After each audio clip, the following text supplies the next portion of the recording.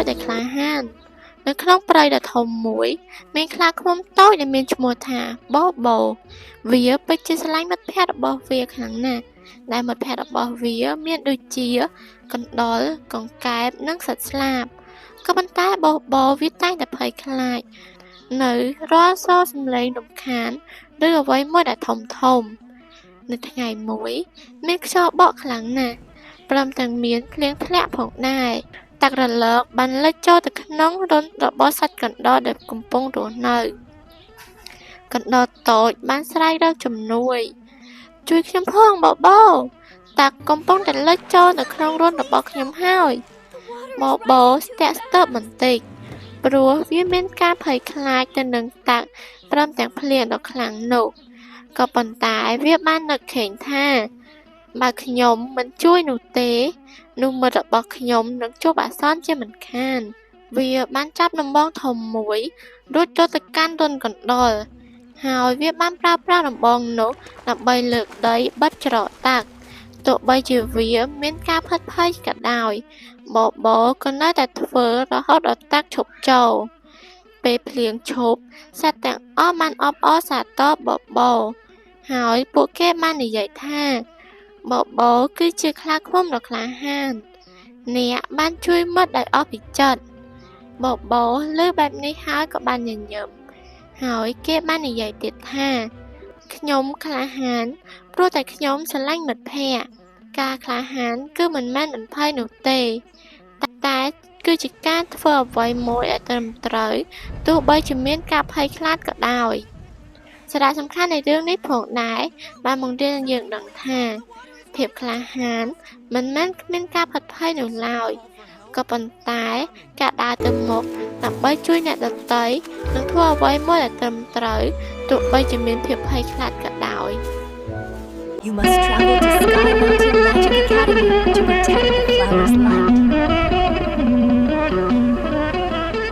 សូមជូនរឿងផ្កាអស្ចារ្យនៅភ្នំមេឃនៅចុងភ្នំមេឃដែលឆ្ងាយពីភូមិណានាមានភ្នំមួយដែលគេហៅថាភ្នំពន្លឺព្រឹក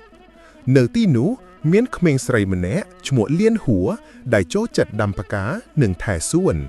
គាត់ស្រឡាញ់ធម្មជាតិហើយជួយសត្វតូចៗជានិច្ចថ្ងៃមួយលៀនហួរបានជួយឆ្មាតូចដែលបានរងរបួសនៅជើងភ្នំឆ្មានោះមិនមែនជាឆ្មាធម្មតានោះទេនៅពេលយប់ឈានចូលមកដល់ឆ្មាបានប្រែក្លាយទៅជាទេវតាវេទមន្តមួយដែលមានឈ្មោះថាលីហ្វាអ៊ីនទេវតាបានអរគុណ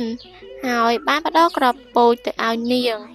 ព្រមទាំងនិយាយទៅកាន់នាងទៀតថាបើអ្នកយកគ្រាប់ពូជនេះទៅដាំដោយចិត្តស្មោះនិងសេចក្តីស្រឡាញ់មួយថ្ងៃវានឹងផ្ដល់អំណោយដែលអ្នកមិនធ្លាប់សម័យដល់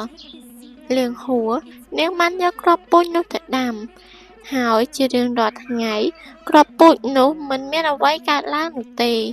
មិត្តរបស់នាងឃើញដូច្នេះក៏បានសើចចំអកថាលៀងហួរឯងយកគ្រាប់ពូជនេះយកទៅដាំដូចជាគ្មានអ្វីកើតឡើងសោះពិតជាអត់ប្រយោជន៍មែនក៏ប៉ុន្តែលៀងហួរមិនបោះបង់នោះទេនាងនៅតែបន្តថែរក្សាដោយយកចិត្តទុកដាក់ព្រមទាំងចិត្តល្អនិងចិត្តស្មោះត្រង់របស់នាងនៅថ្ងៃទី7ផ្កាដ៏ស្រស់ស្អាតមួយបានរីកឡើង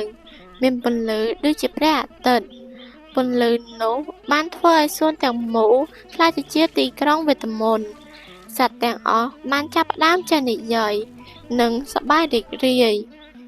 ភ្លាមទេវតាលីហ្វាអ៊ីនបានចេញមកវិញហើយបាននិយាយប្រាប់នាងថាលៀងហួរអ្នកអាចយកឈ្នះការតេស្តសាកល្បងចិត្តដ៏ស្រស់ស្អាតនេះហើយផ្កានេះគឺជាផ្កានៃសេចក្តីស្មោះស្នេហាវាអាចធ្វើឲ្យពិភពលោកនេះសប្បាយប្រសិនបើអ្នកអាចប្រើវាដើម្បីជួយអ្នកដទៃបានអត្ថន័យនៃរឿងនេះផងដែរបានបង្រៀនកុមារថាការចេះអត់ធ្មត់ស្មោះត្រង់និងជួយអ្នកដទៃដែលមិនចង់បានអំណោយតបស្នងនោះនឹងធ្វើឲ្យពិភពលោកទាំងមូលមានពន្លឺភ្លើងចាស់ដូចជាផ្កាអស្ចារ្យនេះផងដែរ